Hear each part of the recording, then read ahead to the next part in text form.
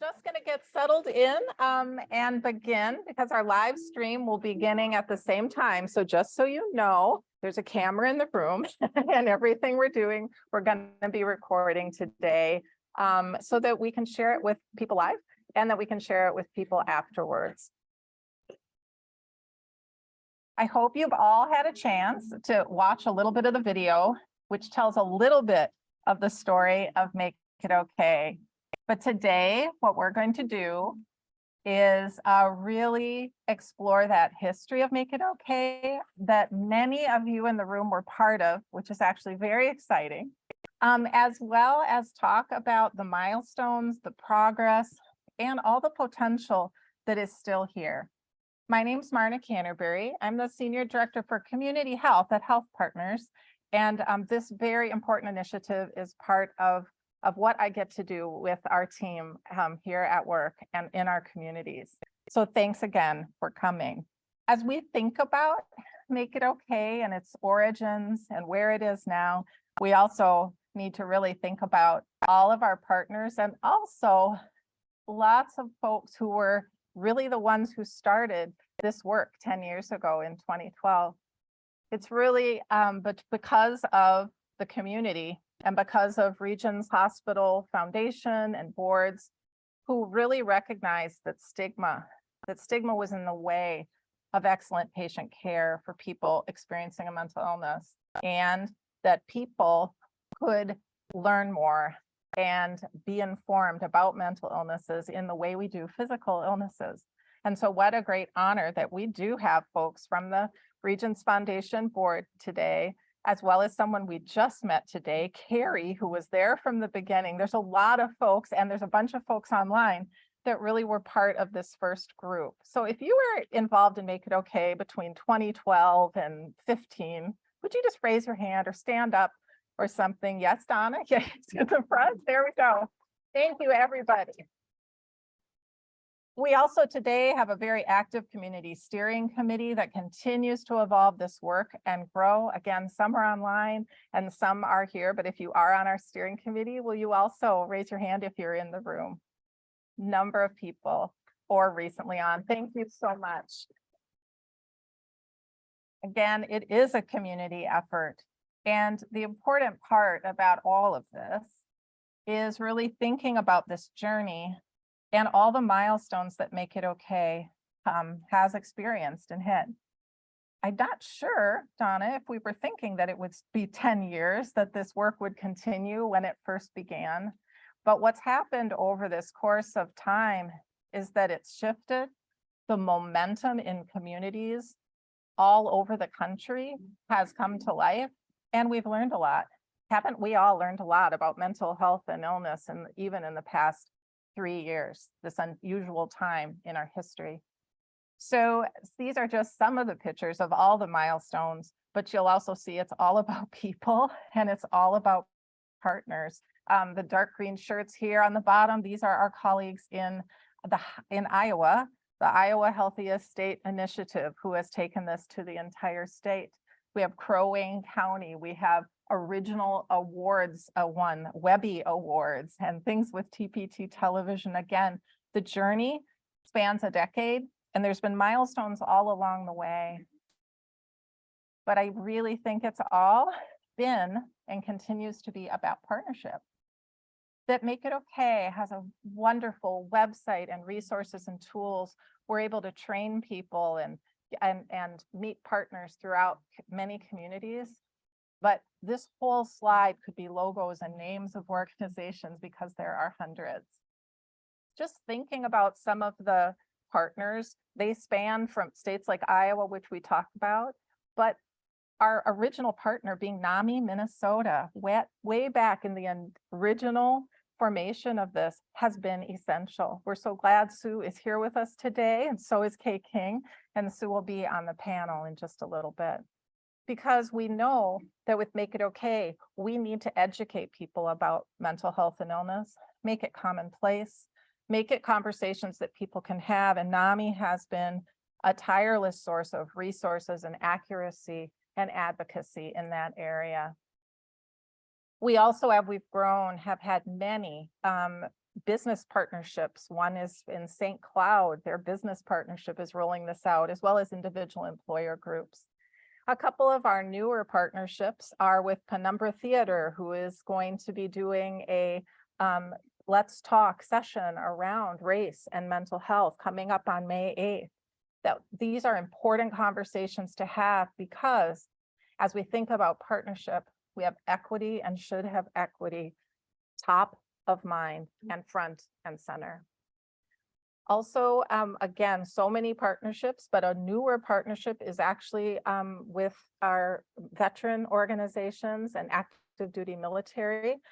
Pete, our keynote speaker, will actually be speaking at Camp Ripley in just a couple of weeks. Again, the spectrum just continues to grow and spread. I want to briefly mention one of the other unique partners, because I think they're a good example of why partnership matters. And that's the picture that's on the screen of our Health Partners Teen Leadership Council. This is a group of about 20 high school age students from all over the Twin Cities, Minnesota metropolitan area. They offered consultation to make it okay, because we were hearing a lot, what about teens? What should we doing with teens and stigma? Again, that consultation and discussion with them really was informative. What the teens said is, yes, there's stigma, something we experience a lot about. And then they also told us that most of the stigmatized experiences they have that felt like they were in the way of getting care were happening more in conversations with adults in their life than they were with the teens in their life.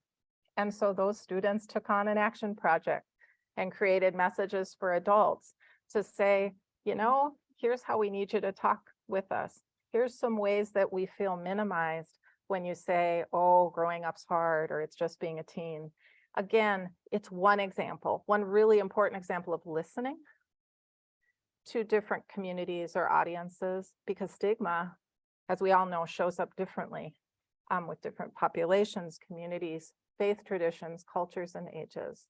So a great example of why that partnership matters. So all this partnership has led to a continued growth and spread of Make It Okay. Again, this is part of that progress that we've seen. The Midwest is very active, and not just here in the Twin Cities where we're based, but all over Wisconsin, Iowa, and Minnesota. And that's thanks to partners like many county governments and local public health, and some important coalitions like Crow-Wing Energized and Northland Healthy Minds, and so many more. The other important piece here is that during the peak of the COVID-19 pandemic, when the world shifted to a virtual world, we wondered, how would people still want to engage with Make It Okay? And the answer was yes. And what happened was we switched to a digital format, and we've stayed there. And I think that's been part of why you see our maps starting to light up even faster all across the country, from Maine to the West Coast. So again, that progress is a story of spread, and it's also a story of a lot of milestones. You know, there's a lot of numbers on here, but when you think about 250 million digital contacts, right? Whether that's through an ad or a viewing, et cetera, that's impressive. Or 17 million or more downloads of the Hilarious World of Depression podcast, where we were able to partner with John Moe and reach that many people. Or whether it's the way more than 5,000 ambassadors that we know about, and all the other ambassadors through different states and regions that are also bringing this word out. There is so much momentum to celebrate, and so much momentum to count as progress. In all of this, Make It Okay has really stayed grounded in what sounds like a simple message, that when we learn and then we talk and share about mental health and about mental illnesses, that can reduce stigma. And that has been very true. We've seen that in survey results. We've seen them in conversations with partners. And we also know there's still a lot more learning needing to happen as we think about the COVID-19 pandemic again, and the changes in our world in the past few years. There's more conversations going on about mental health. I think we're all can kind of palpably feel that. And at the same time, having that accurate information is really important to inform those conversations so that they don't just create another kind of stigma. You've probably heard me vacillate between the terms mental illnesses, mental health conditions. And this is one of those other really important evolutions about Make It Okay. When you look at that horizontal diagram, the green, and we recognize that mental illnesses are treatable health conditions, just like physical health conditions, with a range of symptoms, which a range of severity, and no one mental illness is like another, just again, like physical illnesses. We also know that we all, whether we live with a mental illness or have not, we all have a state of mental health. And there's a lot of conversation around that too, and a lot of stigma around those conversations. So whether it's the Minnesota Department of Health or others who also use this kind of thinking, we know that our partners have said we need to expand that language. Here's an example of why this clarity matters. This is all on a continuum, and there is more conversation going on about mental health in our communities. And that can, in some cases, really minimize the experience of a person with a mental illness. The example being, well, I'm really feeling stressed, or I've been experiencing things that fall on that mental health and well-being continuum. Very important. But that's not to be confused with a diagnosed condition such as anxiety disorder, for someone who experiences panic attacks. And so remembering that we all have health, but there's different diagnoses, has been a really important part of our communications.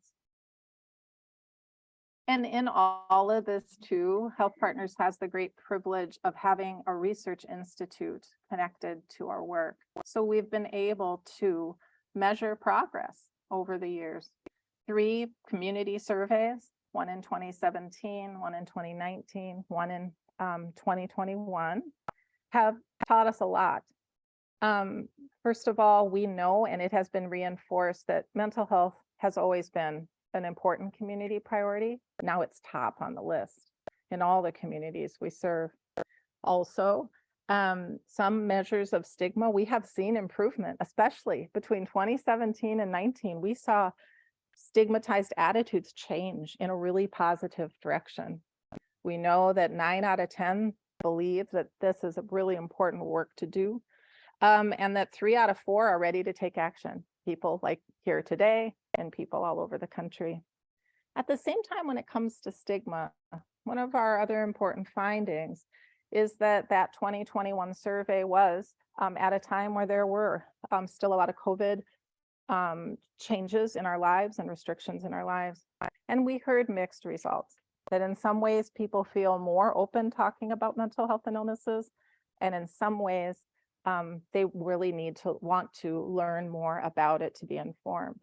So we felt those 2 things happening with our learnings. I think the really important one to call out is that 1 in 3 still would not tell a friend if they lived with a mental illness.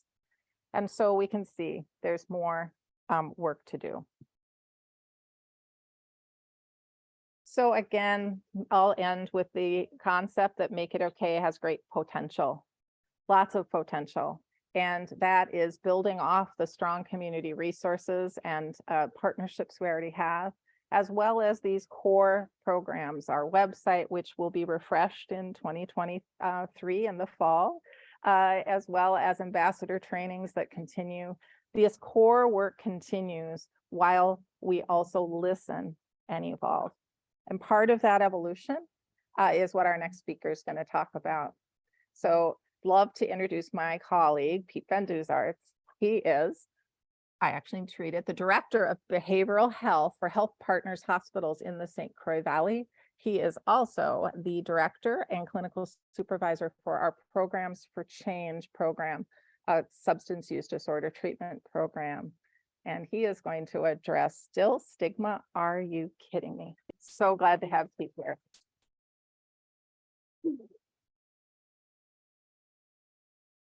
I don't know if I can stand right behind this table, very still like Mara. So camera guy, be on your toes.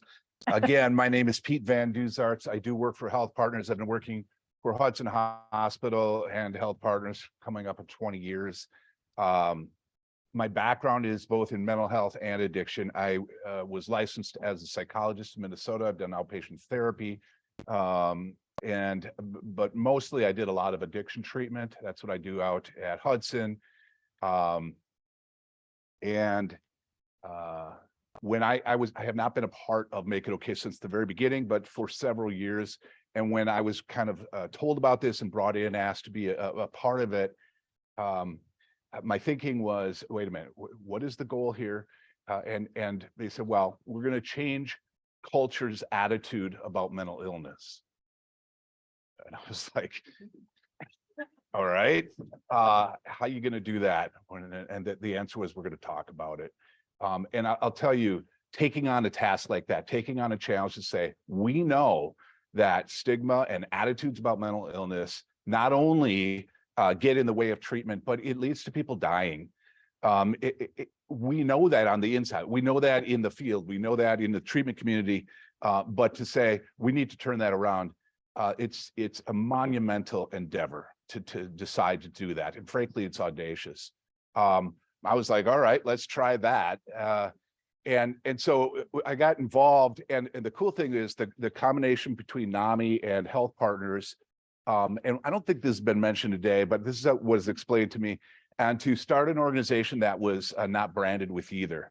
To start an organization that was branded Make It Okay, so that anybody could use this. Any healthcare system, any church, any business, and say, we'll step out of the way and we'll just have the message be front and center. And I really applauded that as well. So as time has gone on, I've become more involved with the organization, and I started getting involved in, what are the conversations? Well, they came up with these talk bubbles. You got to like branding. It's very simple. It's like, we need to talk, so we have talk bubbles. We need to have conversations. But really, the idea is that silence about mental illness is the problem. People who work with this, people who've dealt with this, people who have this in their family know it's the silence, the not talking about it, the keeping secret about it, that is the real problem. So let's start the conversations. So I know I'm preaching to the choir here a little bit, people who have been trained and been involved in the program, but just some of the highlights for me about what that was like. So Make It Okay presentations to communities and different groups, things like that. And then ambassador trainings. So training people to become ambassadors. I don't know if Mara put up the numbers, how many people have gone through these ambassador trainings. And when we do those trainings and when we do those presentations, the main points are, number one, it's really common. So you see the stats about that. And then my favorite thing was to always ask that question, because it's a trick question, which is, how many people in this room have themselves or someone very close to them ever struggled with mental illness? You can be a magician with that question, okay? Because we know the incidence is 1 in 5. We know each person knows 5 people. And so it's everybody in every audience. And so it affects us all dramatically. But the other thing was, as I would do these presentations, these trainings, inevitably after the training, someone would come out to me in the hall and say, Pete, can I talk to you for a second? I'm like, yeah. And they're like, well, I don't feel comfortable to share this in there, but I have a brother, or I have my dad, or my son. And in my mind, I'm thinking, yeah, I know. Okay. Because that's how prevalent it is, that everybody's sitting there thinking, I'm one of those people who has the secret. And yet it's everybody. And that's the kind of message that we need to get out. We're all affected by this. And so it was lovely when people would do that and become personal. Immediately you get to know them a little bit by them sharing that story. And so that's what these conversations do, is invite people to talk about this, invite people to say it out loud, invite people to share or be a better listener. The other message that was really common in a lot of this is comparing this health, and illness to mental illness. And, the big question, what do you call a survivor of cancer? And what do you call someone who is schizophrenic? And what's the difference?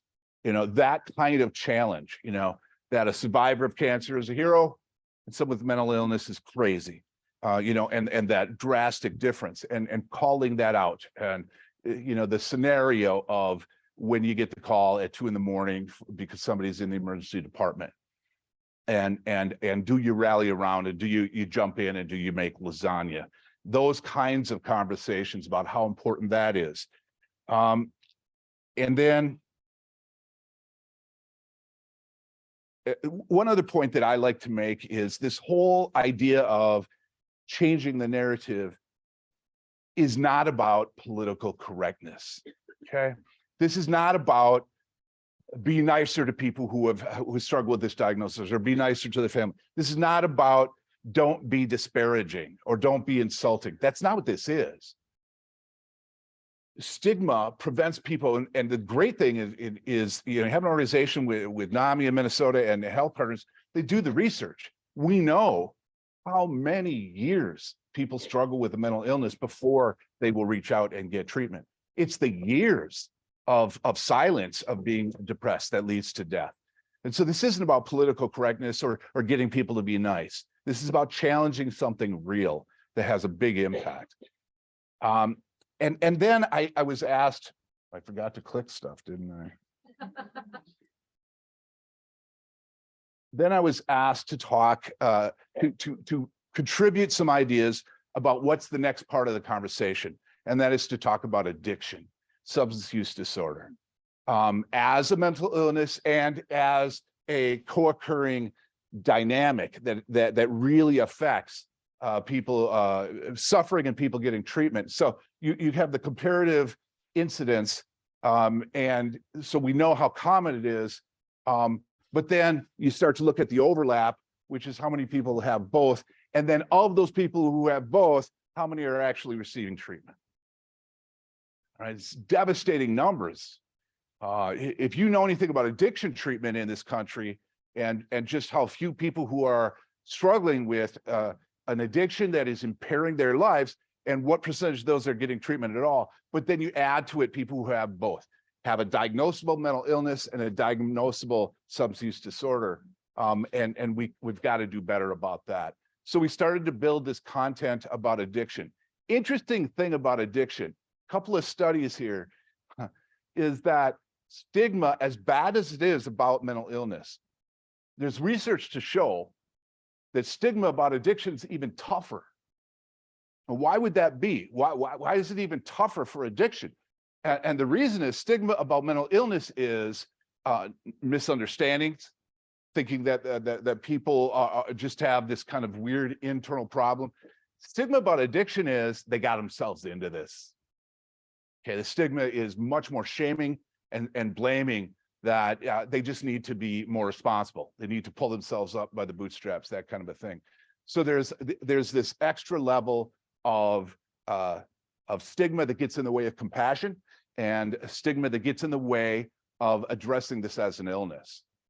So we built a Make It Okay presentation and added some content about addiction and addiction treatment, that kind of thing, in the past year, and we've been doing some of those presentations as well.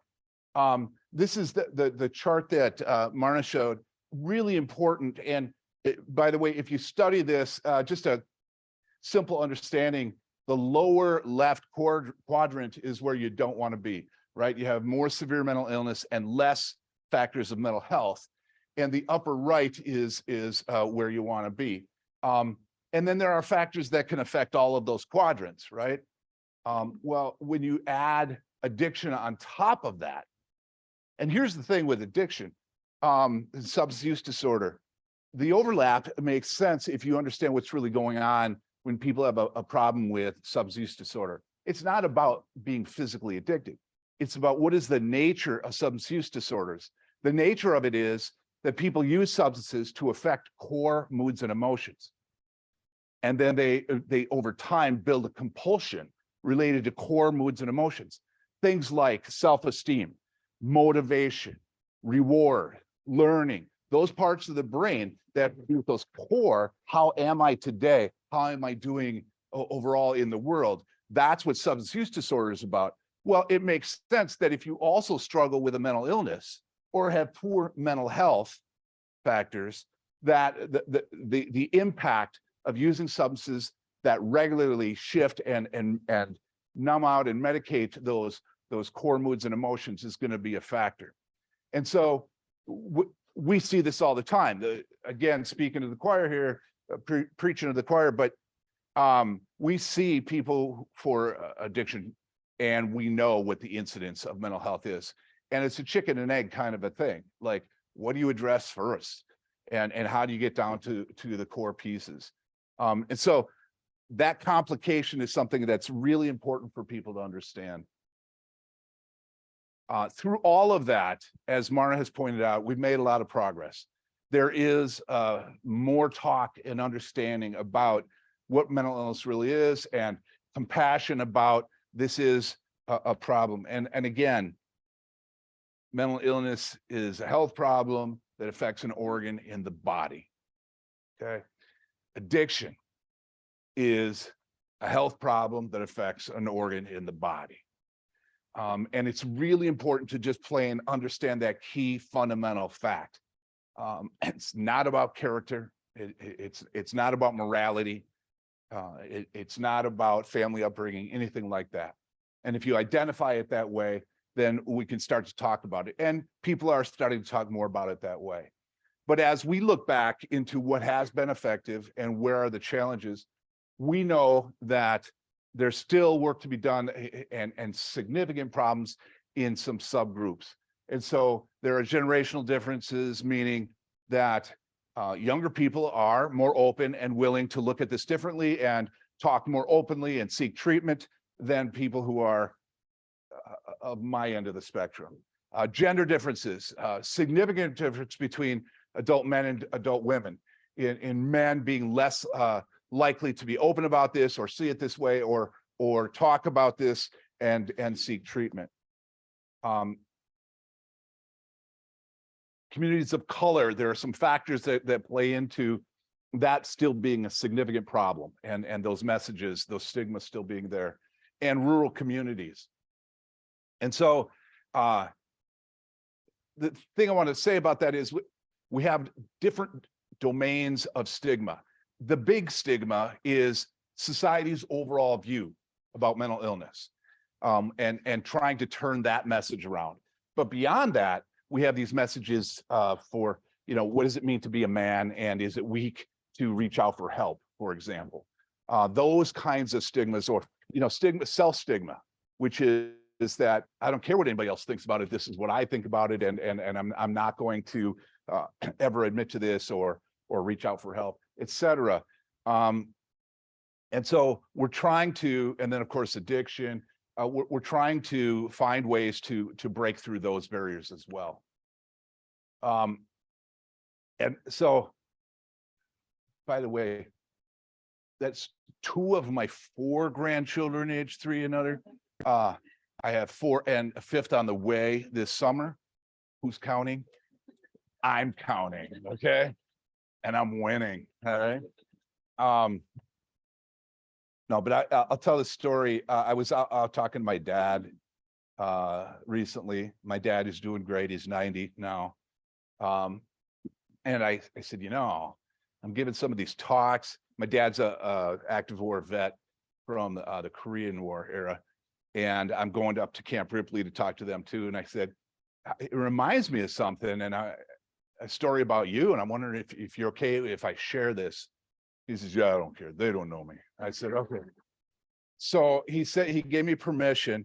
I was talking to my dad because in my family, I grew up in a family where there were 6 kids, very Catholic. And when I was 21 years old, I lost a brother to an accident that happened, suddenly, unexpectedly, which is devastating to any family. And like any family, it affected my parents. Lose a child, that kind of a thing is overwhelming and devastating. But especially my dad, my dad was so impacted that he sunk into a very deep depression. And in fact, he barely spoke for about a year. And he really was out of commission for like 3 years, like unable to function. So it was beyond grief, and it put him in this depression. And I was at the time going to school to become a counselor, you know?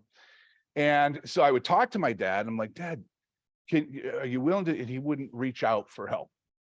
And so for years, I would talk to my dad about this because he just wasn't functioning. And I finally convinced him to go see a therapist who was also a professor of mine, who I really respected. So that day, he and my mom stopped by, and then they went to this appointment, and they came back. And I remember I was just very eager to find out how that went. And I said, Dad, how'd that go? And he said, oh, all right. And I said, was it helpful to you? And he said, yeah. I was like, great. And I said, what did he recommend? He recommended keep going. All right. I said, are you going to do that? He said, no. And I said, why? And he said, because it's a luxury. And,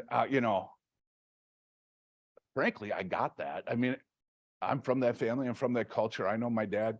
But that was just the bottom line. It's like, it was a personal thing, and it was a private thing. And it was something that had to, in his opinion, was something that he ought to be able to take care of by himself, kind of a thing.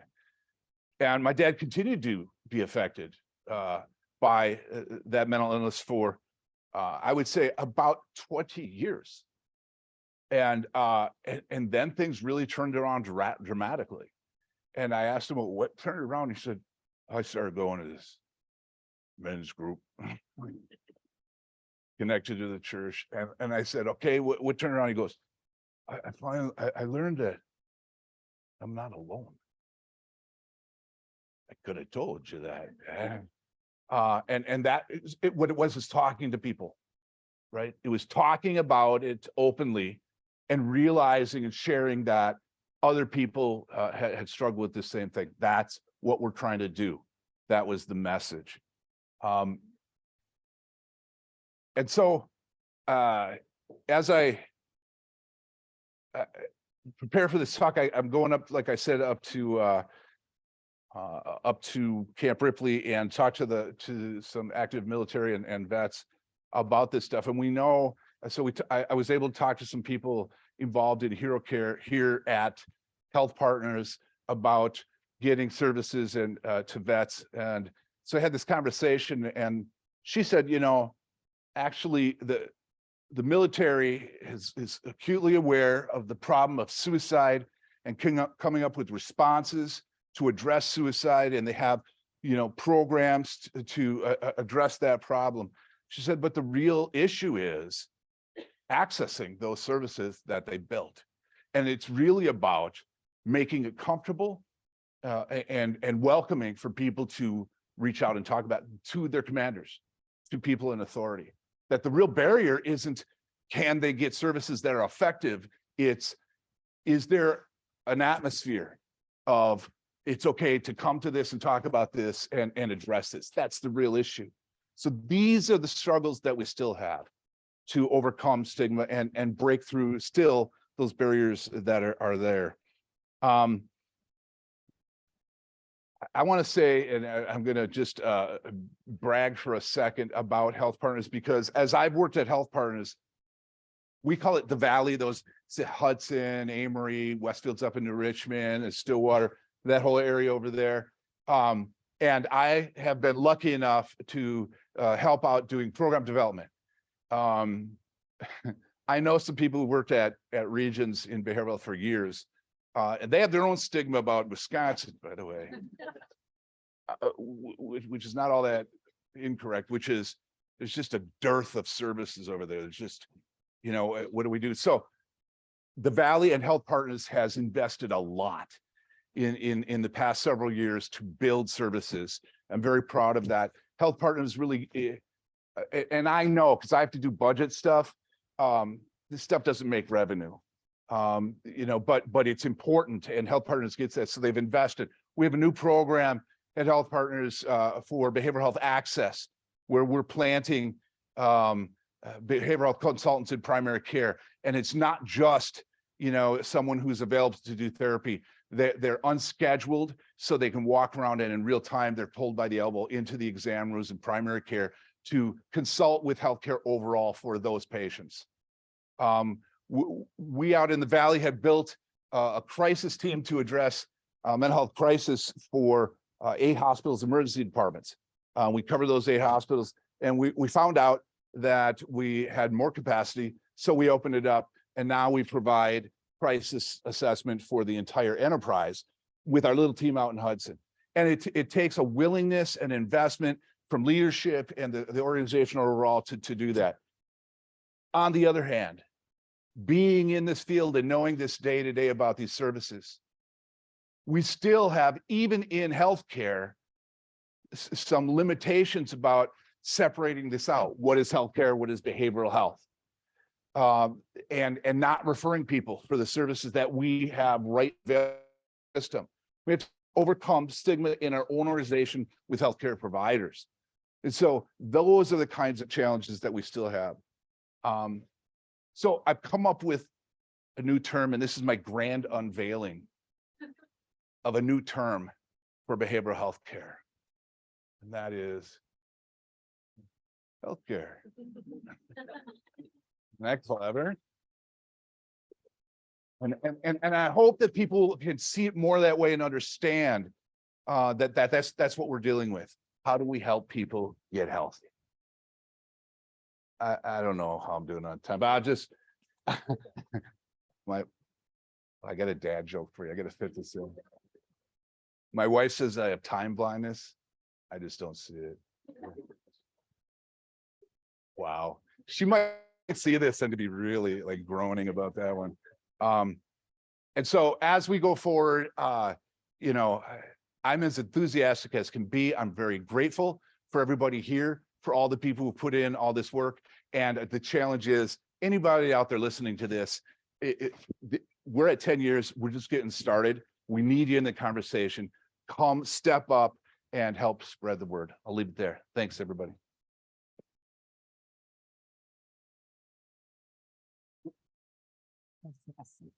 Okay. Well, Pete, thank you so much. I hope I always learn something from Pete and inspired by that conversation, as I hope everyone else is as well. I am just delighted to also get a chance to welcome our panelists, our expert panel. Oh, Pete, one more slide. Do you want to talk about the Make It Okay? Just so you know, these Make It Okay substance use disorder presentations that are done by Pete and his team, know that they are available. And so they're online, and we'll be putting that in the chat. The next one is actually on May 9th. So we have found a lot of interest in learning more about that. So I didn't want that to get missed. Now I really want to welcome all of our panelists up, who I'll introduce, but will Sue and Fatuma and Sarah, will you come and sit right up there by Pete? And then Pete is going to share his clip-on mic with all of you as we talk through this. I would like to introduce each of them. You have a program and you can read about all of their accolades, but I'd rather introduce just who they are to us and to Make It Okay. You've already had the opportunity to meet Pete. Next to Pete, on Pete's right, is Fatuma Farah. Fatuma is one of our behavioral health case managers here at Health Partners with lots of experience. For Make It Okay, Fatuma has been an absolutely impassioned ambassador. She has done virtual presentations reaching multiple communities over these past 2 years, and we could not be more grateful.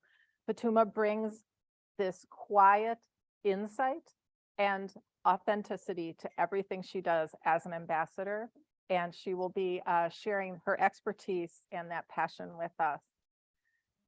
At Fatuma's right is Sue Abder-Holden, the long-term and very accomplished executive director of NAMI Minnesota. Again, as an original partner with Make It Okay, none of this work today would exist without her commitment and her tenacity and her support and her expertise. Sue is a fearless advocate for people with mental illness, and she will be sharing that expertise as part of our discussion. We're very grateful for you, Sue. And on Sue's right is Sarah Cassell. Again, this is like my power panel. I'm super excited. She is the Director of Inpatient Mental Health Services at Regents Hospital. She's also been a nurse leader for many years in both kinds of healthcare, whether it's med-surg healthcare or, as Pete laid out, whether it's mental health care. She also brings a passion for this work. She's part of our Make It Okay steering committee and always reminds us of the experience of real people and real patients when they and their families are accessing care at some of the most vulnerable times in their lives. We are so grateful for her and her expertise as we start this panel discussion. So let's welcome all of our panelists.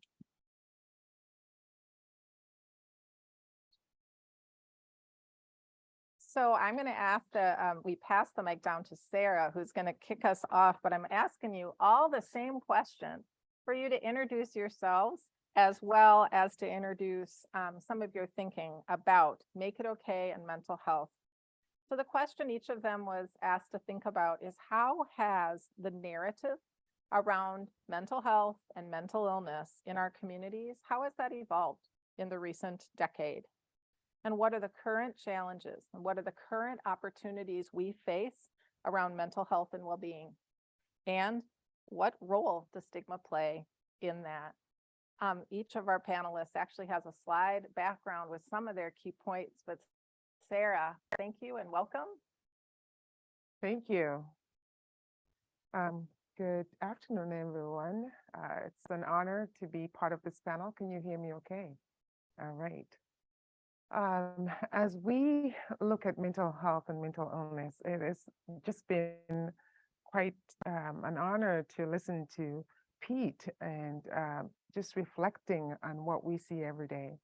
So looking at this from a nursing perspective, I have been a nurse for 23 years.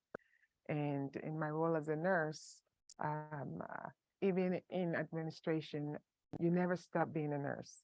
And one thing about nurses is that we're experts in caring for others, but we're usually novices in caring for ourselves. We all know that the last few years, the peak of COVID, we were just on. We just kept going and never had time to take deep breaths and reflect. A couple of my colleagues that have retired recently post-COVID are currently seeking just counseling and therapy to heal emotionally from the trauma that we all went through. And we don't stop, we just keep going and we don't want to talk about it. And so we know that the psychological trauma of COVID is going to go on. Researchers said right in the peak of COVID that we will get by from the physical trauma of COVID. The physical side, we will heal. What will stay on for years is the psychological trauma. And we're not talking about it. We're brave. We're not trained to speak of our vulnerabilities. No, we come in and we took an oath, we took an honor to care for our patients, and that's what we do. But is it healthy? Is that what we're supposed to be doing? One of my mentors is Marie Manthe, and she talks a lot about self-care, and she talks about the moral failure, where, again, she shares a story a lot. She has written books on primary nursing. She's really popular here in the Twin Cities. If you haven't heard about Marie Manthe, look her up. She gave me permission to share her story because she shares a story. She talks about being in the career of nursing, going in and just giving. You can't give from an empty cup. When your cup is empty, you have to stop and realize that as professionals, we got to fill our cups some ways. And so Marie talks about the conspiracy of silence, where no, I'm just going to come in and I'm just going to do my work. But we're caring for patients. If we're not taking care of ourselves, how would we take good care or give our patients the best possible care? That's always the challenge. And so I really just want to mention some of the things that, as nurses, the stigma that we experience, and as leaders, as a leader in nursing, I have had conversations with key staff members that say to me, do you want me to talk about what I'm going through? And when I'm ready to renew my license, I'm going to fill out the board questionnaire that says, have you had any mental illness? Have you had any substance use disorder? But really, if we look at things, does mental illness predict future behaviors? I know we always say when we interview, we do behavioral interviewing questions and we say, we want to ask you, tell me about a time when you went through this, because we assume as leaders that past behavior predicts future behaviors, right? But is it really true that because somebody has been through mental illness, they cannot perform? That's the stigma. So many of our colleagues don't want to talk about it. They live in this conspiracy of silence because we're not creating that atmosphere, the environment for everyone to say, it is okay to talk about mental illness. And I get this from Sue a lot, because Sue always says, people with mental illness do get better. And that's just a line that I love, because it's the reality.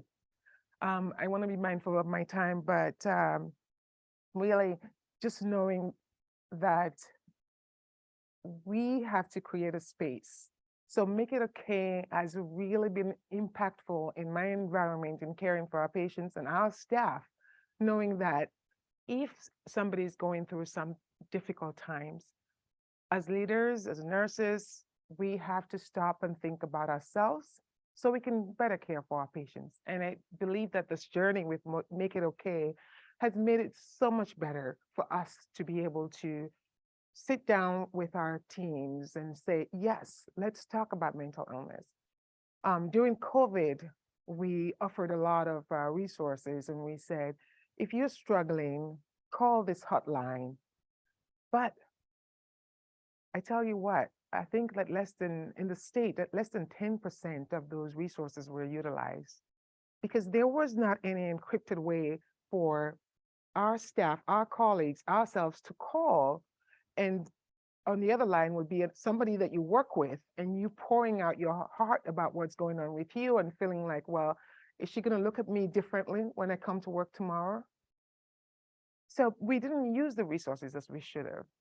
And so we have to think about different ways of, when we say, here are the resources to our teams, let's give it, and give it with privacy, dignity, pride, and make it okay for them, for all of us to say, this mental health and mental illness is real, and we're here for the long haul.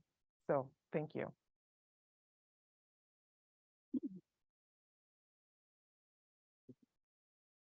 Sarah, thank you so much for sharing your remarks, and we will be having a good panel discussion. So there is a card at your seat. If you have questions for any of the panelists, feel free to start writing those, or if you're online, feel free to submit the questions and answers when we get to that session.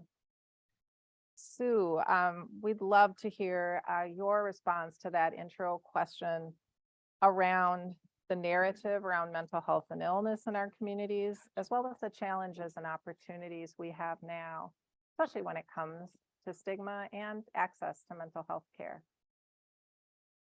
Well, thank you for inviting me to be part of the panel. What I certainly see over the last 10 years is that there is much greater awareness about the importance of good mental health, but also greater willingness to talk about mental illnesses. That has definitely changed. And I think partly because of COVID, we've seen a lot of changes, especially among employers. Employers are really concerned about their employees' mental health, because that obviously impacts their productivity as well. but they really wanted to make sure that they're providing programs and access to treatment and things like that so that their employees are doing well. One of the things that I've seen as probably the biggest change is much more actually attention to children's mental health because adults are talking about it and also talking about what are those factors that are impacting them. One of the things we've also seen is there's a lot more what I call famous people, right? Actors, singers, athletes coming forward, thinking about Demi Lovato, Adele, Ryan Reynolds, Dwayne The Rock. I mean, who would think that he would talk about depression? Michael Phelps, Naomi Osaka, and actually more recently, Senator Tina Smith from our state and what they're calling the Fetterman effect, because Senator Fetterman has been very open about seeking out, treatment for his depression. And one of the things that we know through Make It Okay and through NAMI's work too, is that the best way to change public attitudes is for people to share their stories. Because as soon as people share their stories, they're like, oh, I can connect to that person, to that story, to that situation. I will say that at the legislature, there is also a lot more discussion about how do we develop our mental health system. Many of you have heard me say our mental health system isn't broken, we just never built it. And so what we've been trying to do these many decades since we closed the institutions, which I just want to add, we needed to close, they were horrible places, is we just haven't built it. And a lot of that is actually around discrimination in terms of payments. But this year, the Mental Health Legislative Network, which is a coalition of over 40 organizations, actually put together 18 different bills to really impact all the areas: education, higher education, employment, housing, obviously human services, but really looking at all the different things that we needed to do to make sure that people can access the support and treatment that they need in every way possible. I will also say that, 15 years ago, we actually tried to work on a bill to require mental health screening of children. And I got to tell you, it went nowhere. And there were actually, including a pediatrician who opposed it. That's not the case now. It is absolutely not the case at the legislature. And what we're seeing is actually a high percentage, both sides of the aisle, people coming forward and saying, yes, we need to create greater awareness. We need to make sure that the system is there so when people do seek out treatment, that they can actually access it. One of our kind of goals, frankly, being part of the Make It Okay campaign, is that we wanted to actually grow a grassroots movement, because we wanted to get more people involved so that they would talk to their legislators, that they would help us create change, again, so that people could access the services that they need. In terms of some of the challenges, I will say the biggest one is the increase in mass shootings. There's just no way around it. Every time it's in the news, my heart drops into my stomach, and just because I know that they're going to wrongly try to blame it on mental illness. Someone with depression doesn't go in and shoot up a school or a concert or anything like that. But unfortunately, we continue to connect the two. And every time we connect it, it makes it harder for people to come forward to seek treatment, especially for things like schizophrenia. We also, because of the pandemic, we have increased needs and, frankly, fewer resources. We had a lot of people who have dropped out of the workforce or retired early, and they cannot find the people. I heard just this morning from one of the providers, and she said, I can't hire anyone to do in-home services for children or adults. I can't hire them. They aren't out there. And of course, the payment rates under Medicaid are pretty low, which doesn't help. We're also seeing, thanks to the internet in the last 10 years, also a lot of horrible information out there, including places where you can go, to think about suicide, strange products. We also saw during the pandemic, for instance, that tics increased among female girls who were on TikTok a lot. And so we know that there's just a lot of bad stuff out of there that we really need to change. But I think because everyone has recognized the impact of the pandemic, we are seeing obviously legislators willing to move forward and to really try to address these things that we've seen. I think the other opportunity we've seen is that people who caught COVID actually have a higher rate of depression. So that really kind of connected the fact that, oh, our head is connected to the rest of our body. And it may come down to inflammation or something like that. But we have seen that because most of us during the last 3 years felt some anxiety, some depression during that time. I think that's made people more empathetic and more understanding of what someone else could go through. And I think that's helped a lot too. So last I'm supposed to talk about stigma. So as you know, we have started to kind of move away from using that word a little bit. And part of it is because when we look at, the definition of stigma, it's a set of negative and often unfair beliefs that society has about people with mental illnesses. So it's kind of this outward, attitudes that go on to somebody. And not everyone internalizes that stigma. But when we really talk to people with a mental illness about why they're not sharing it, for example, on their job, they're really worried about discrimination. I mean, they're really worried that they're not going to be able to get a promotion. They're not going to get a raise. You don't want to put it, on a license renewal because maybe you won't get your license renewed. And so it's that stigma has also turned into discrimination. And so we actually have to start saying that word and talking about that particular impact. We know that few employers know what an accommodation is for a mental illness. Right? They know what to do if you're coming in a wheelchair. They have no idea what an accommodation is for a mental illness. We know that you might not, as a young parent, share with your physician that you're struggling with a substance use disorder or mental illness because you're afraid you'll be referred to child protection. So you're referred about, you're scared about being discriminated against. And I think the other thing, honestly, is we also know that there's a lot of discrimination in our healthcare system. Medicaid does not treat mental illness the same. The IMD exclusion, mental health parity is still a dream. It's not a reality. And so we've just kind of lumped that on in addition to stigma. And I think the other thing to think about with stigma is that in some ways we're telling the person that they need to change when it's really the rest of us that need to change so that our attitudes are changing and not forcing that individual to change. So I think Make It Okay has made a huge difference in our state and of course around the country. And again, as we start changing the language we use, we start changing our attitudes, we start changing our public policies, then it'll really be okay.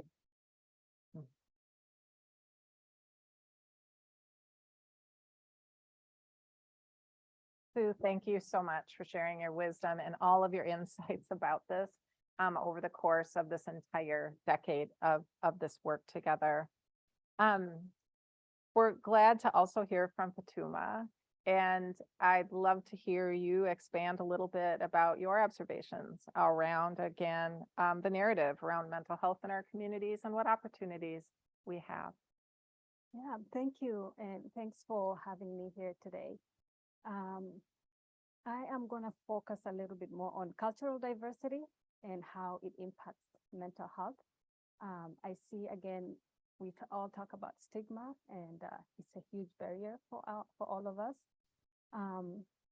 Before that, I would like to share some statistics that I think it correlates with everything we're talking about. The reason why understanding our mental health is important, and why, and the motivations behind Make It Okay anti-stigma campaign. So worldwide, we know that 1 in 8 people live with mental illness. About 1 in 5 people in America live with mental illness and are diagnosed with mental illness in a given year. 1 in 25 Americans live with serious mental illness, and 1 in 5 children currently have a mental illness or serious mental illness. And when it comes to cultural mental illness, there's a lot of things that can prevent people from seeking mental health services. And we can see, for example, Asians are less likely to use mental health services than any other race. And women are more likely to seek mental health services than men. And in general, people from racial or minority groups are less likely to receive mental health care. So because of that, we see how culture influences all this aspect of how people are seeking mental health services. And I want to focus on the major factors that affects this. There's so many of them, but again, we're going to focus on stigma, which is a huge barrier. It comes in many forms and shapes. And how I see that in my community, it's people, again, are silent or quiet about their symptoms. They tend to take it in. They don't talk about it within their families or friends. The other aspect is understanding symptoms. And I'm going to use the depression as an example. There is no universal language for depression, and every culture has their own ways of describing the depression. So if we're talking about depression, we need to put into consideration about how someone else is going to talk about depression. And oftentimes we see symptoms in different cultures, experienced in different ways. And then there's also that community support, very important. It does provide that supportive environment.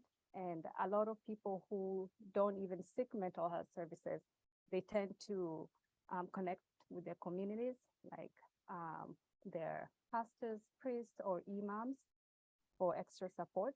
And then the other major one that I see people struggling with is resources.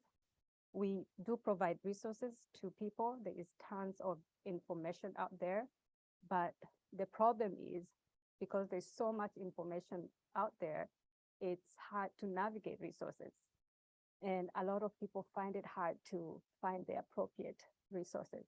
So as professionals or people who have experience in this, it's important for us to assess and then provide necessary and appropriate resources. I know the members I work with sometimes when we talk on the phone, I can provide certain resources like, hey, this is good for you, find out and seek help from this organization. But again, that person might not know if this is appropriate for them. So it's good to provide what is needed based on their needs.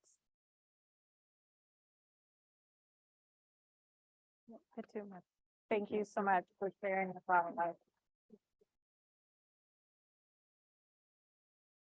So Pete had an opportunity to give some of his reflections as part of his talk. And so we wanted to start to have a dialogue with our panelists while we have them here. So just a reminder, if you could write your question, if you're in the room, on a card for now. We've got some coming in online and also some that came in a little earlier. So I'm gonna you're all very expert at this, but I'm gonna take some of these questions and direct it to one of you. And then if you wouldn't mind, whoever would like to comment on that question.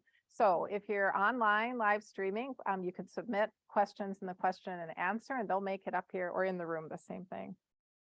So here's a question that comes up a lot, and it's about equity.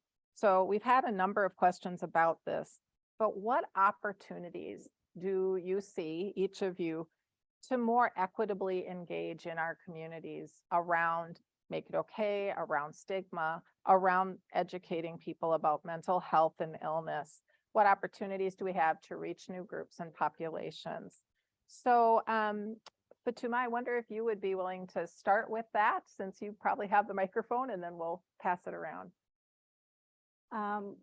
One of the greatest opportunities I see out there is all of us, whether we are professionals or organizations, is listen to community voices. They have answers. And then the other thing is, after we listen, we do need to engage people in different cultures or different places. We need to meet them where they are, so we can learn from them, and we can share the resources we have.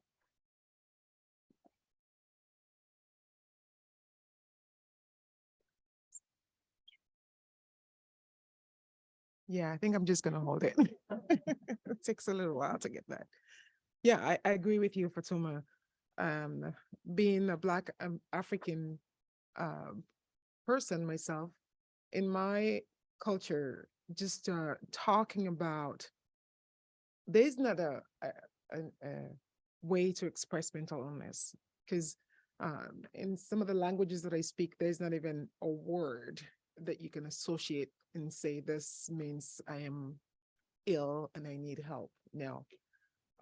In some of our cultures, we don't talk about things like that, you know.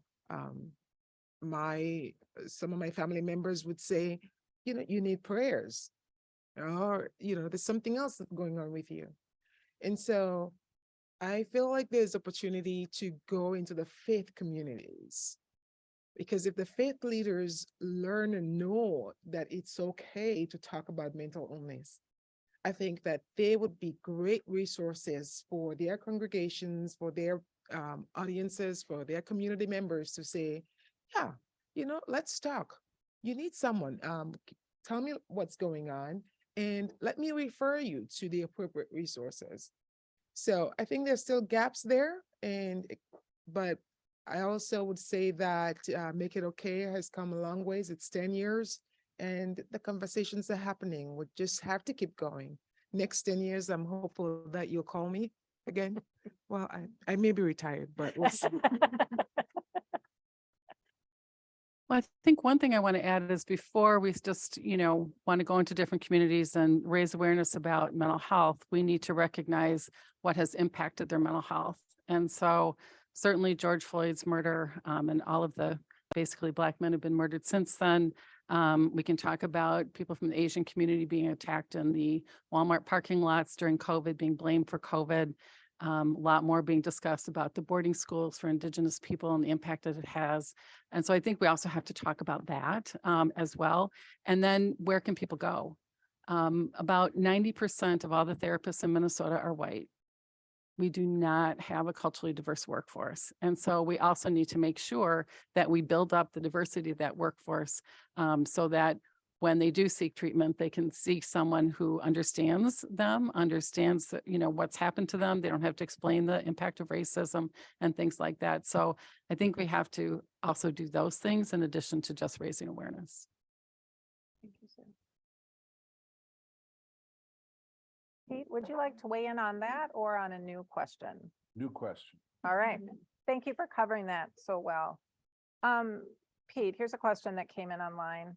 Can you speak to the culture-wide practice of using the word crazy, as in that's crazy? Is it important to challenge that? If so, why? And if so, how? Yeah.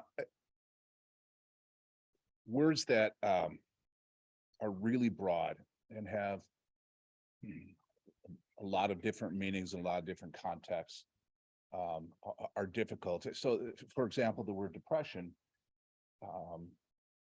we know that's a diagnostic term. We know how to diagnose that. We know how to predict outcomes and all that kind of stuff. But of course, it's also just a very common word that people use in their vernacular. So a word like crazy is so broad and ubiquitous that it's challenging to say that put a prohibition on something like that. I think what's more important is to understand the context, understand what is the message somebody is delivering when they use certain words, and is there an underlying negative connotation, stigmatizing, that kind of a thing. And we all know that. You can tell when somebody is being disrespectful. You can tell when somebody is being disparaging, and that's what we need to challenge.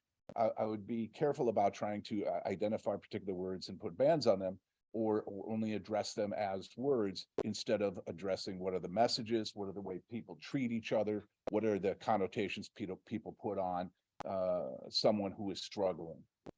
So, for example, with addiction too, substance use is so broad and prevalent in our culture.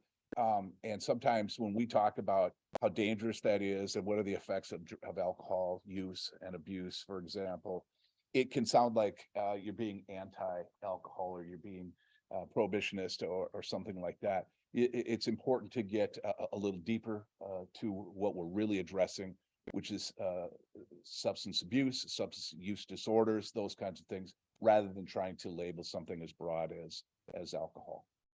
That's my reflection on that.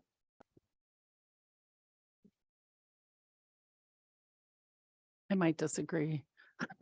You knew I would.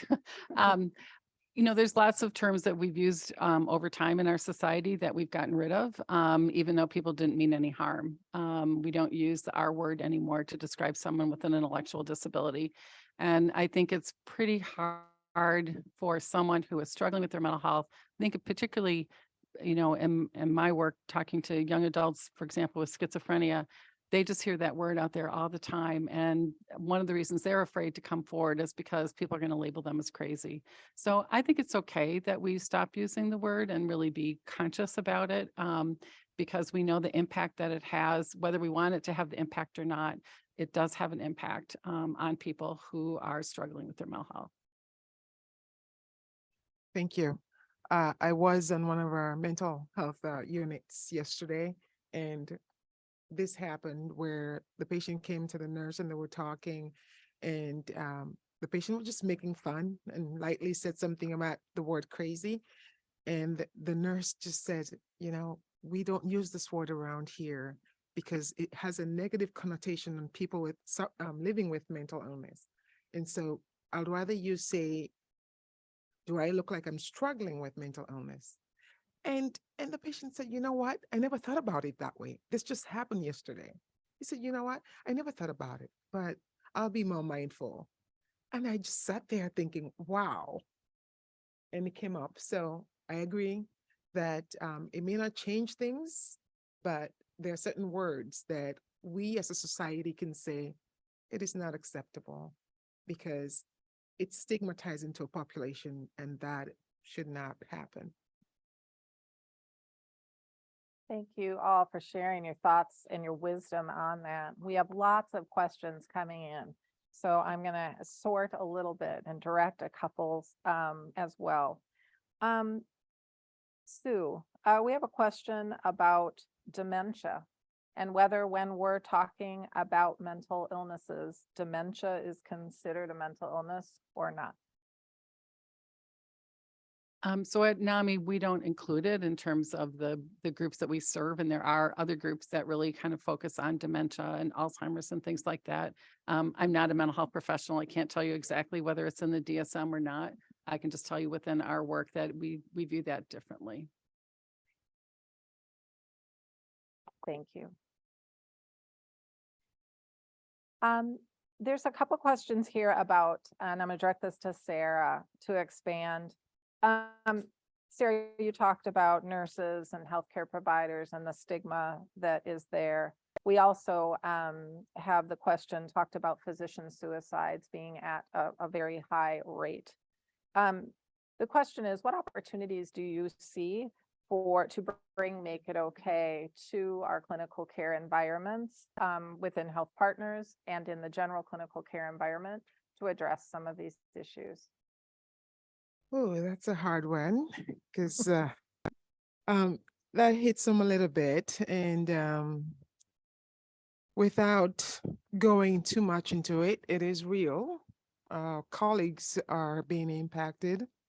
I have lost a friend and a colleague that was a physician. She had moved to a different state and very young and bright and had so much potential. And she died by suicide. And the reality is that, again, the statistics, people have commented on it.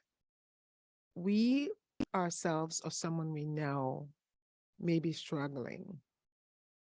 When we're healthcare providers, we always feel like we have to be brave, we have to be courageous. And those terms are not synonymous with being vulnerable and expressing what you're feeling about mental illness.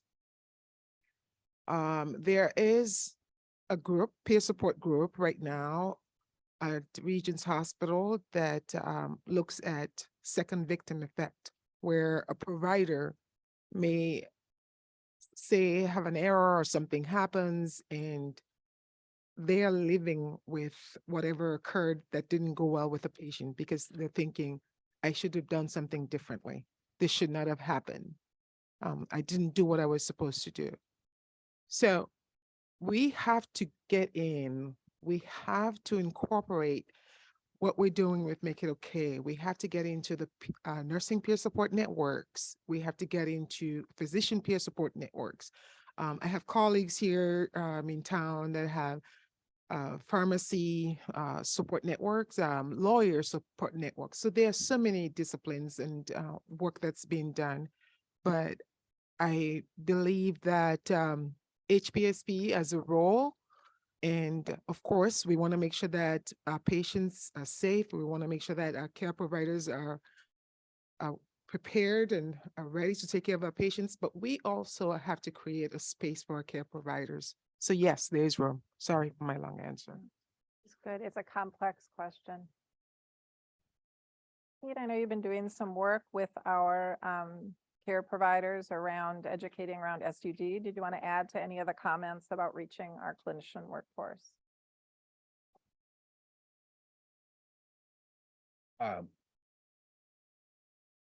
Yeah, getting referrals for substance use disorders, it's difficult when you know the statistics, how many people who go through an emergency department are clearly exhibiting symptoms of addiction or substance use disorder, withdrawal, something like that. Or even people going through our primary care clinics who also have that issue, and yet still not getting referrals. And so I think just people understanding that addiction is a healthcare concern. It affects all health. It affects everything else they're being treated for, and taking opportunity to make that referral. So emergency doctors, like I do acute care, I'm addressing the immediate need, and may not see that it's their role to make that referral, and may not feel that the person is open or willing to address that referral. But you make the referral. If you see the symptoms, you put in the referral, and it becomes part of the story. It becomes part of the chart. And next time they're seeing their doctor, the doctor can ask, hey, I see that this was recommended, that kind of a thing. And so that's what I mean. It's not any ill intent. It's not any uninformed. It's more just what providers understanding their role and thinking it might be outside their scope. And yet it's so important to identify the symptom, make the recommendation, to have an assessment, and have it become a part of that story. That's some of the obstacles that I think still do exist. Thank you so much. There's a number of questions or comments, and Sue, I'm going to start with you and then ask other panelists if they'd like to add around gun violence and around shooting.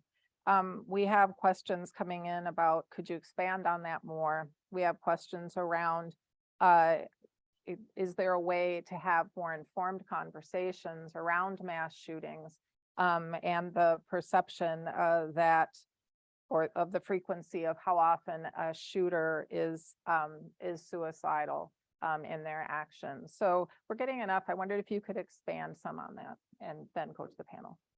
So we're lucky in Minnesota. We have Jillian Peterson over at Hamline University has done the most intensive research about gun violence and mass shooters, including interviewing the ones that are still alive, all sorts of things. And so what she will say is that it's multiple things that led to it. It wasn't just that someone had depression, right? And it wasn't just that someone had a breakup. There was usually some seminal event that happened before the mass shooting happened. And they're almost always white men. But the number one reason the mass shootings happen is because people have access to guns. I hate to say that, but it's true. Doesn't mean that we should take away all the guns, but it does mean that that is an issue, and that we need to make sure that when we know someone is struggling, that they don't have access to guns. When you look at some of the national statistics, only about 4% of violent crimes are committed by someone with a serious mental illness. So we really can't tie the two together. I will also say that, if you look at most of the mass shootings that happened, it wasn't that someone was actually experiencing psychosis or an extreme, mental health crisis at that point in time, right? Because you're planning this out. So you're not, but something happened that triggered it to have them do that. There are several bills, of course, going through the legislature right now to address it.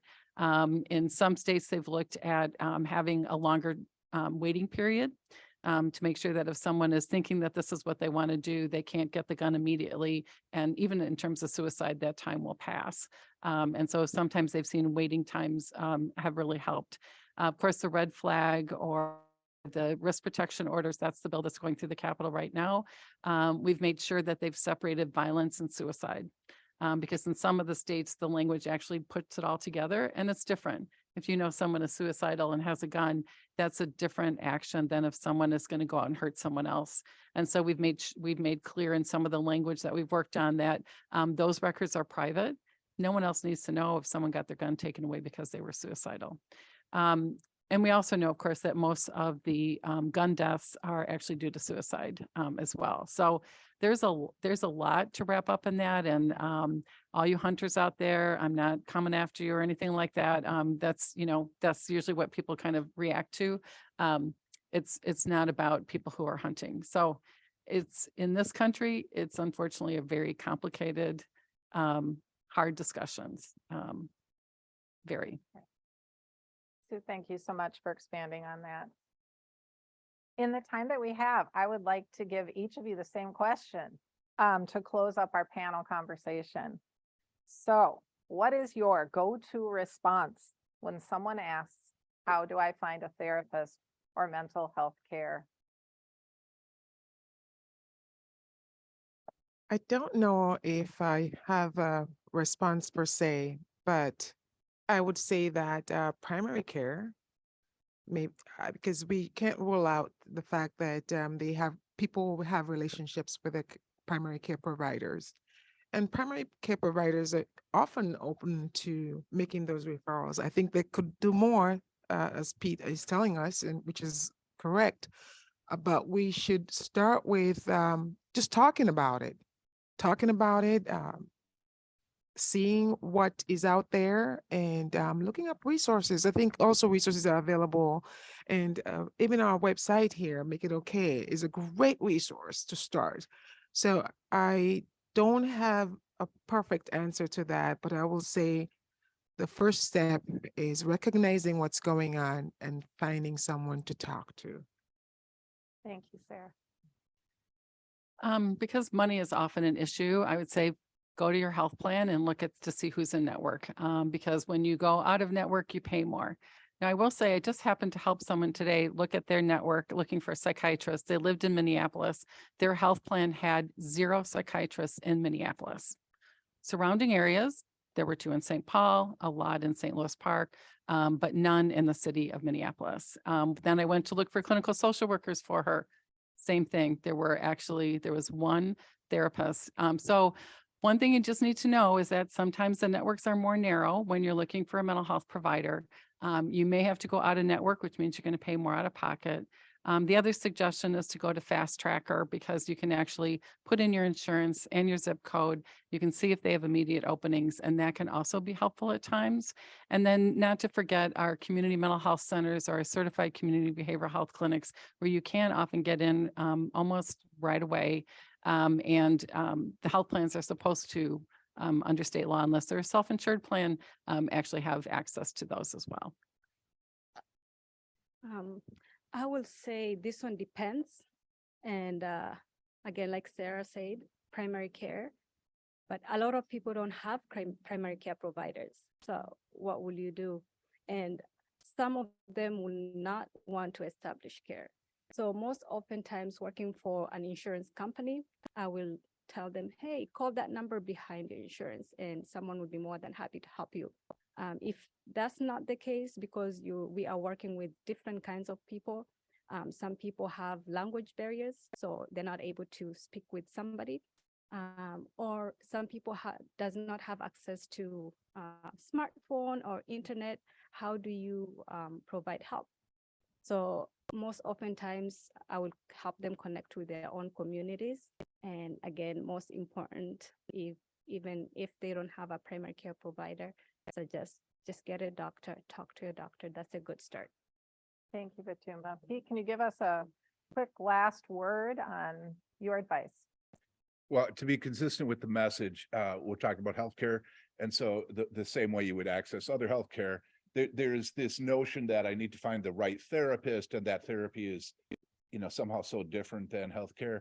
And it's not. It's important to get the right therapist, and it's important to get the right care. You need to trust that we in the field know how to help sort out and match people up, that kind of thing. So you go to your primary care doctor, you call your insurance, you go to your employer's EAP.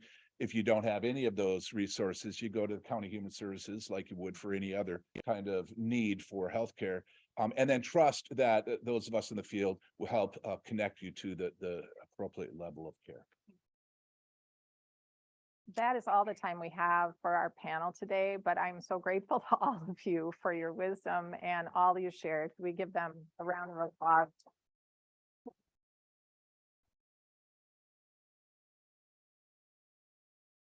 Thank you all. Well, as we wrap up our time together, I would love to welcome Pahua Hoffman, who's going to give some closing remarks on where we are from here.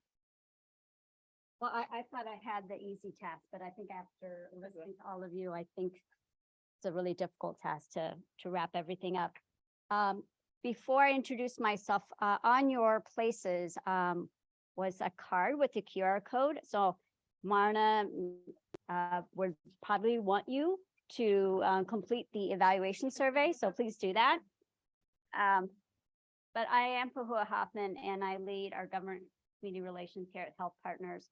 I've only been here for a year and 2 months, but 10 years ago, 2013, I was racing around at Twin Cities Public Television, where I was working then, because we were getting ready for the premiere of episode 1 of the Make It Okay on air broadcast. And we were getting ready to welcome 150 people into Studio A, which is the larger of our 2 studios. And in the other studio, Studio B, the smaller one, Kathy Werzer was interviewing Sue, actually, among other guests. And I remember being a part of that, and the energy in that room about we were about to do something really big. So it's really great to be here 10 years later and work here at Health Partners. And looking at Donna, who was a part of that early days, is really full circle for me. And so last night, in preparation for today, I watched episode 1. And there was many takeaways from that episode, but in particular, Kathy was interviewing Sue, and she talked about how we don't have slang words for other health illnesses. There's not a slang for heart disease, but there are many for mental illness. And I was thinking about that, and I was thinking how it is notable, Fatuma mentioned how in the Asian community, it's the least likely group to seek care. And I thought it was notable that in my culture, there is no known word for privacy, but there is a word for crazy. And so I was just thinking and then reflecting on the comments today. So I mentioned that story about the on-air broadcast because those episodes 1 through 5 still exist.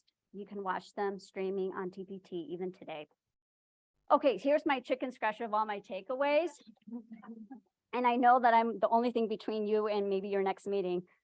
But I want to call each one of the speakers what I took away. So Marna, partnerships matter, and no one knows partnership better than you. And I think you have been one of the reasons that this initiative continues to get visibility, and that the partners continues to stay at the table. So thank you. Pete, thank you for sharing the story of your dad. I think that's the story of many dads that we know. And so it's always important to hear what was a breakthrough for him. And so thank you for sharing that personal story, and also talking to us about the compounding effects of mental illness and substance use disorders. And you're right, we don't rush over to our friends with a pan of lasagna when they get through a really difficult episode. So thank you. Sarah, professional caregivers, being professional at caregiving, but being a novice of self-care and talking about the psychological trauma that many clinicians experienced during the height of COVID. So thank you for sharing that. Sue, we could have a whole like 3-day seminar on everything that you talked about, but I think thank you for highlighting the 18 bills that you've been just a tireless advocate for. And we hope that at the end of this session, we see some marked change. And also thank you for reminding us the requirement of children's mental health screening that has also changed. And then I want to just take a note. Sue is part of an ongoing table that meets regularly called the East Metro Mental Health Roundtable. And this is a unique table consisting of state government, county government, community-based organizations like NAMI, health partners, and health systems. And it's a unique table because we're trying to solve for many of the same things. And we know that we can only do that if we do that work together. And so thanks to our CEO, Andrea Walsh, for co-chairing this table with Mayor Carter of City of St. Paul. But thank you, Sue, for always coming and being a part of the agenda. And then Fatuma, thank you for presenting all the data on communities of color and ethnic communities and the challenges that still exist around stigma in those communities, and how there are so few concise ways to talk about depression and mental health terminology that I think are barriers for us to help our own community. All right, so just some thank yous. Thank you to Marta and the team for making today possible. So I think we've gotten better at events in the room and events online and making that all work, but still it gives us a pause every time we step into a room going, I hope everything works. So thank you. And thank you, Donna, will you just stand up because, you know, Donna and Sue and others were really a part of the beginning of this work. And it's a great honor for me to be standing here, working here, because it is Donna's role that I'm stepping into. So she is my predecessor and long admired her work. And again, a great privilege to be in this role, seeing you in the audience. So thank you for joining us, Donna. And then thanks to all of our panel members and to our Make It Okay ambassadors. I know we have many in the room, and to all of our Make It Okay partners here in the room and also online. So thank you. You are what makes this work possible. And Marta mentioned in her talking points, there's still so much potential and so much more work to be done. When 1 in 3 people still are not willing to share with their friends what they're going through, there's still so much work to do. So I hope that you will continue this work with us. We need you. With that, thank you for coming. And for those online, thank you for joining us.